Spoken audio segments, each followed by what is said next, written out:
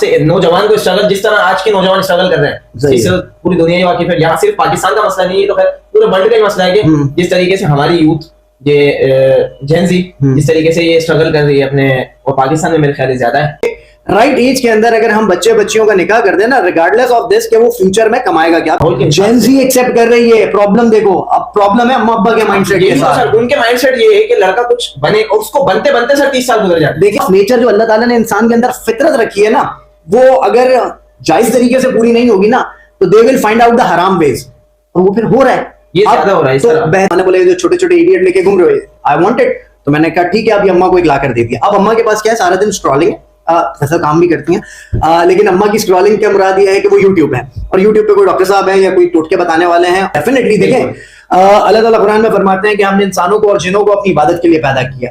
मिसाल के तौर पे अगर मैं बात करूं, इस वक्त शॉपिंग का कल्चर है, हर आदमी ब्रांड कॉन्शियस बना हुआ है, ब्रांड के पीछे भाग रहा है, ट्रेंड्स के पीछे भाग रहा है। फर्शी शलवार आ गई तो हर आदमी फर्शी शलवार ले रहा है, ठीक है, वो फर्श पे बैठे या कहीं पे भी बैठे, लेकिन पहन भी उसको फर्शी शलवार है। अस्सलाम वालेकुम गाइस, तो आज हमारे साथ मौजूद है मोहम्मद ज़हीम खान, जिनका ताल्लुक ट्रेनिंग डेवलपमेंट के फील्ड से है।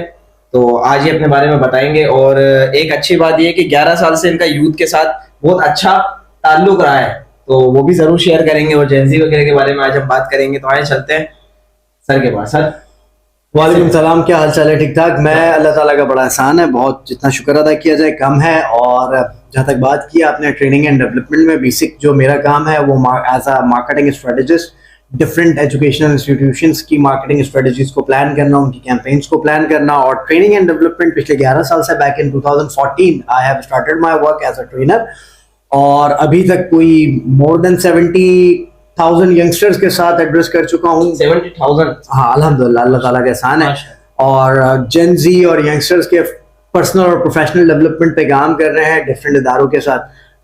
That's my small introduction. तो बड़ा जबरदस्त। और आज आप क्या लेकर आए ऐसा जो हम ऑडियंस तक पहुंचाएं और अच्छा सबक मिले, जिससे हमें भी सीखने को मिले और हमारी ऑडियंस को भी सीखने को मिले? तो कुछ ऐसा लेकर जो आया था वो तो हमने मिलके खा लिया अभी सही है ना। लेकर ये आए थे कि इस वक्त देखा जाए तो पूरी दुनिया में क्योस क्या, ठीक है, पहले तो ये जान लेना बहुत जरूरी है कि अब जिस एज में आप और मैं शिफ्ट हो रहे हैं, आज से 30 साल पहले का जो एरा था ये कहलाता था इंडस्ट्रियल एज ना, जहाँ पे इंडस्ट्रियलाइजेशन बहुत तेजी से हो रहा था। 30, 35, 40 साल, 50 साल पहले का जो था, यहाँ पे इंडस्ट्रीज बहुत तेजी से लग रही थी पूरी दुनिया में। तो इंडस्ट्रियलाइजेशन जो था वो बहुत तेजी से हो रहा था, इस वजह से जो टेक्निकल हैंड का आदमी था वो बहुत कहीं ना कहीं जाके कंपनसेट हो रहा था। अच्छा, अब सबसे बड़ा प्रॉब्लम यह है कि जिस एज में आप और मैं दाखिल हो रहे हैं, ये कहलाता है इंफॉर्मेशन एरा, या यूं कह लें इसको, आप कह लें डिजिटल एरा, जहां पर एआई आ रहा है, टेक्नोलॉजी बहुत तेजी से हमारी जिंदगी में आ रही है। तो ये याद रखिएगा कि ऐसे में यंगस्टर जो है वो बहुत ज्यादा कंफ्यूजन का शिकार है। बिल्कुल ऐसा और बेसिक इस वक्त यंगस्टर्स को या जेन जी को हमें उनके पोटेंशियल को, जो उनका इनबॉर्न एबिलिटी है या जो उनका टैलेंट अल्लाह सुब्हान ताला ने दिया है, इसको चैनलाइज करने की जरूरत है, वरना फिर ये माशरे में जाके फिर डिस्ट्रैक्शन का बाइस बनेंगे। सर बन भी रहे हैं मेरे ख्याल है। डेफिनेटली देखें, अल्लाह ताला कुरान में फरमाते हैं कि हमने इंसानों को और जिन्नों को अपनी इबादत के लिए पैदा किया। अच्छा, जब हमारी जिंदगी से ये मकसद हयात निकल गया, पर्पस ऑफ लाइफ खत्म हो गया। देखिए, दो तरीके की जिंदगी है, एक मीनिंगफुल लाइफ है, एक मीनिंगलेस लाइफ है। प्रॉब्लम ये हुआ आज के दौर में कि हमने मीनिंगलेस चीजों के अंदर मीनिंग्स को फाइंड आउट कर लिया।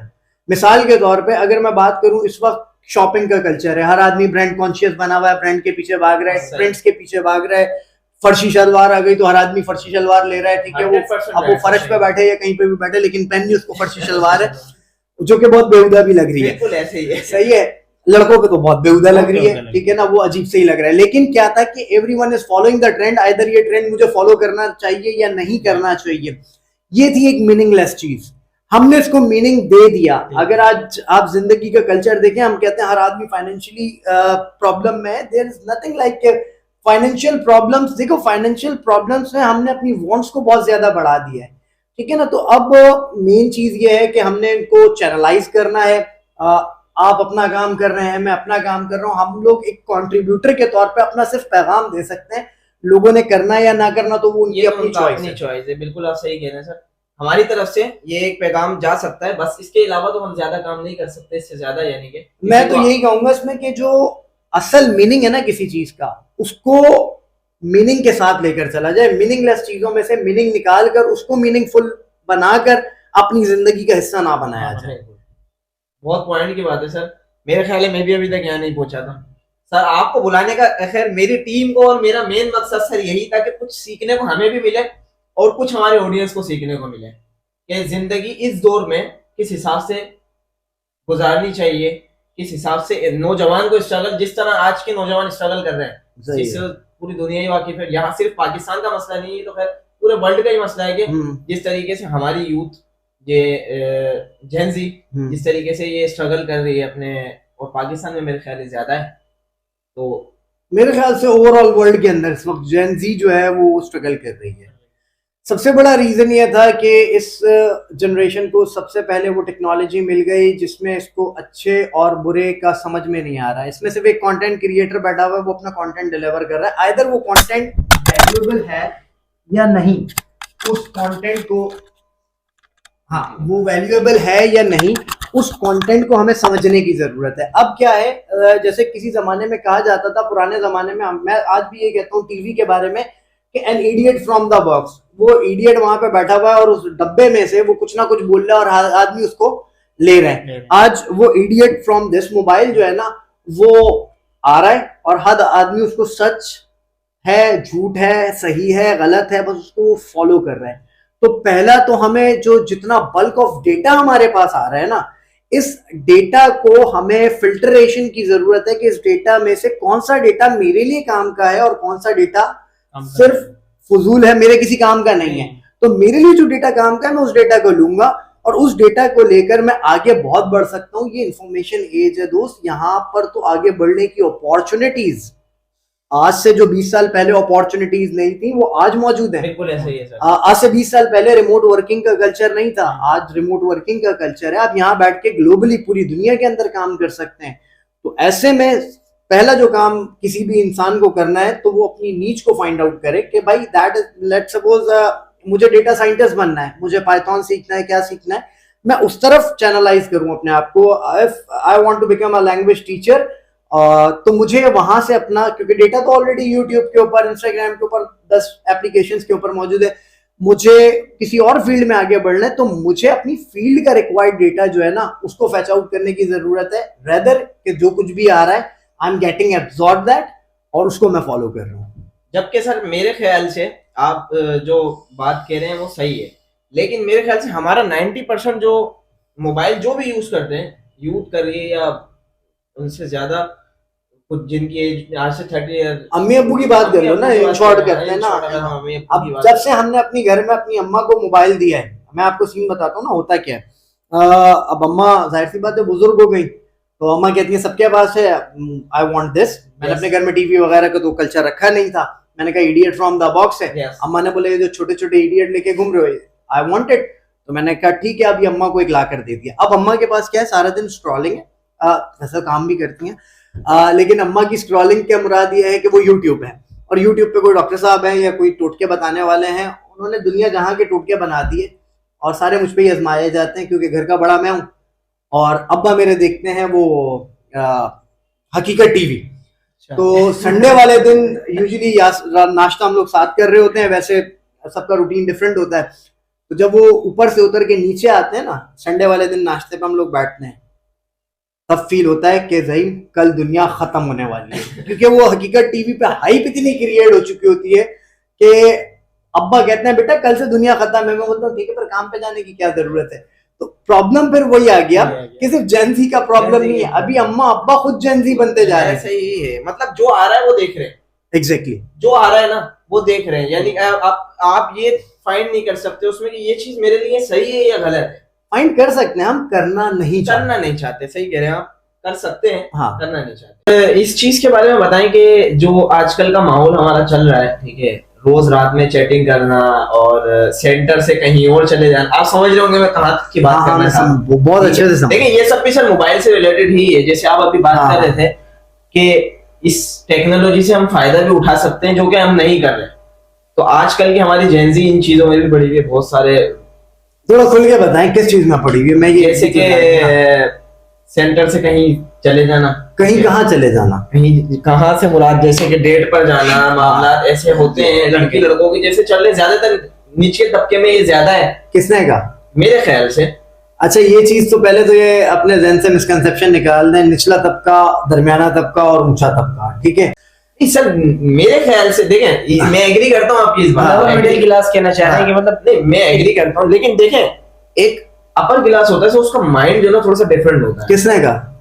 तुम गए उसमें? मेरे ख्याल से ये सब वो इन चीजों को ओपनली मतलब नॉर्मली के बस ठीक है, कोई नहीं, अगर कोई लड़की बात कर रही है बस ठीक है। यहाँ पे छुप छुपा के होता है, वहां पे ओपनली हो जाता है। हाँ ये कह सकते सही है। हमारे यहाँ जो आप कह लो कि लोअर मिडिल क्लास या मिडिल क्लास फैमिली की बच्ची है, वो ये नहीं बोलेगी मेरा फ्रेंड आया हमें कंबाइंड स्टडी करनी है। हाँ ये सही है। एलीट में बोल देगी मेरा फ्रेंड आया हम लोग कंबाइंड स्टडी कर रहे हैं, पॉइंट ऑफ व्यू, बात खत्म। ठीक है, तो हो रहा सब जगह यार, ये बात तुम रहने दो, क्योंकि देखो बात ये है कि they all are the youngsters ना, चाहे वो अब तुम किसी भी क्लास को कह लो, वैसे तो मैं क्लास कल्चर पे बिलीव नहीं करता, लेकिन अब तुम कह रहे हो कि भाई 3 क्लासेस हैं, लोअर मिडिल क्लास और अपर क्लास।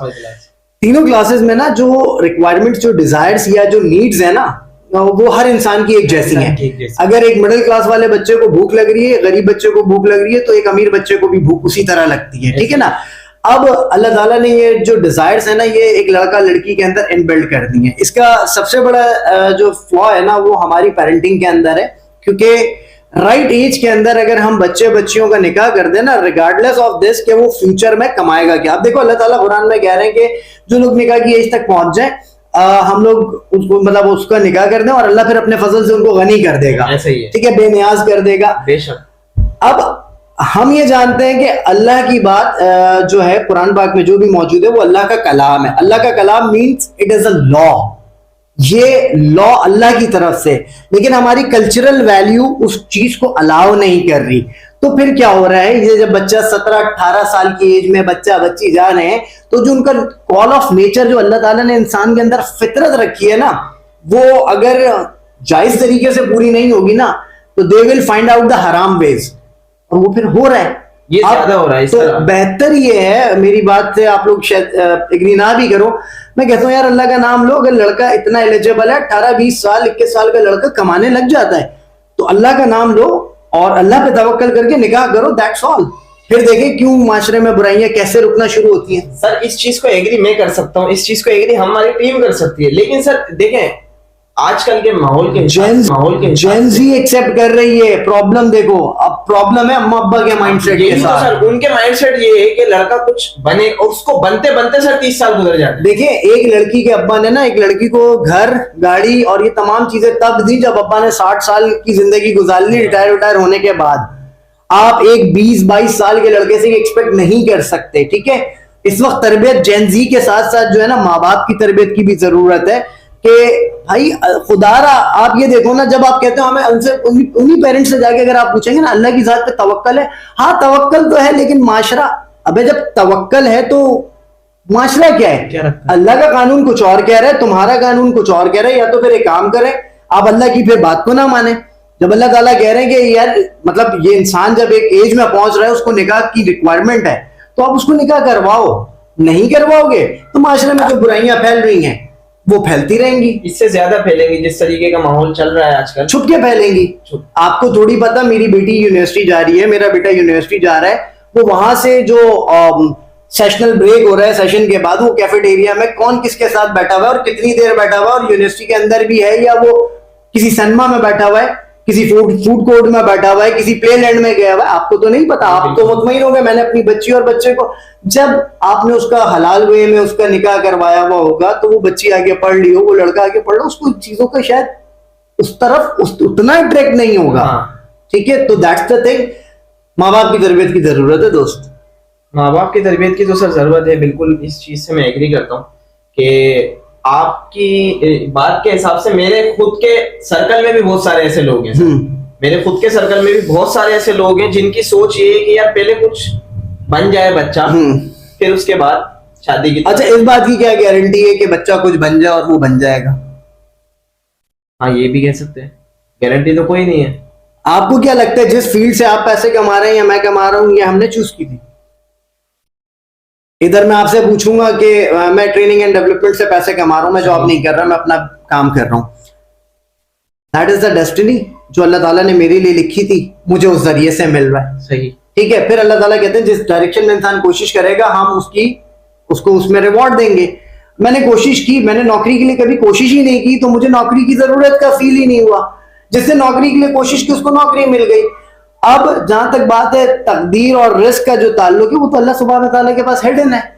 क्या गारंटी है कि आपका बच्चा मास्टर्स कर जाए और उसको जॉब ना मिले? और ऐसा हो रहा है, ऐसी है। मिसालें हमारे सामने हैं, बिल्कुल ऐसा ही है। अच्छा, इस मसले पे सर एक और सवाल ये कि ये प्रॉब्लम हमारे साथ जो है उसमें मर्दों से ज्यादा ये औरतों की है। ठीक है, मतलब मिसाल मैं अपने पेरेंट्स की ले लेता हूँ कि मेरी जिस उम्र में अभी तक शादी नहीं हुई अभी नहीं, तक। मेरी मुझे इसका अभी बहुत तक दुख है यार, तुम्हें हो जानी चाहिए थी इस उम्र में। तो मैं तुम्हारे साथ दिल से तुम्हारे साथ शरीक हूँ उसमें ना। सर मेरी उम्र 25 हो चुकी है, ठीक है, बहुत दुख की बात है, मैं अभी तक शादी नहीं की। मैं शादी की तरफ जा रहा हूँ, मैं अपनी बात अभी नहीं चले जाओ इसको। नहीं, इंशाल्लाह कुछ चंद मंथ में, इंशाल्लाह कुछ आगे वाले कुछ महीनों के अंदर तो बुलाओगे इंशाल्लाह जरूर सर। तो लेकिन सर मेरी उम्र 25 साल है, ठीक है, लेकिन मेरी जो 25 साल की उम्र तुमने शादी नहीं की? नहीं सर, अभी नहीं की शादी भाई। मुझे दुख है इस जब चीज़ का ना। सवाल किया है हाँ, सही है। जब ये सवाल किया मुझे भी दुख है। तुम्हारे दिल की बात निकल रही है, ये तो अम्मा को भी दिखाना अपने मैं पॉडकास्ट। बिल्कुल उन्हीं के लिए बना रहा हूँ। खैर, मेरी उम्र सर 25 क्रॉस कर चुका हूँ मैं, ठीक सही है। लेकिन मेरी सिस्टर 22-21 के अंदर ही उनकी शादी की तरफ मेरे वालिदैन चले गए थे। सही है। तो सर ये भी तो एक हमारे उसमें क्या कहना चाहेंगे आप कि हमारे वालिदैन को, मतलब जेंजी के जो वालिदैन हैं, हाँ, इनको किस हिसाब से आप समझाना चाहेंगे कि यार ऐसा क्या फॉर्मूला अप्लाई किया जाए जो लड़कों के साथ थोड़ी आसानी हो?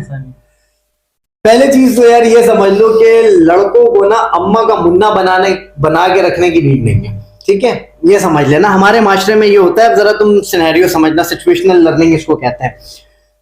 लड़का बड़ा हो रहा है, हो गया, उसके बाद लड़का घर में है, 11 बजे तक सो रहा है, कोई प्रॉब्लम नहीं है। बेटी अगर थोड़ा सा लेट उठ रही है तो अम्मा को सबसे बड़ा इशू है। बिल्कुल, हर घर के अंदर ये कहानी है। ऐसे ही। क्योंकि वो लड़का है तो वो सो सकता है, वो लड़की है तो वो ज्यादा देर सो नहीं सकती।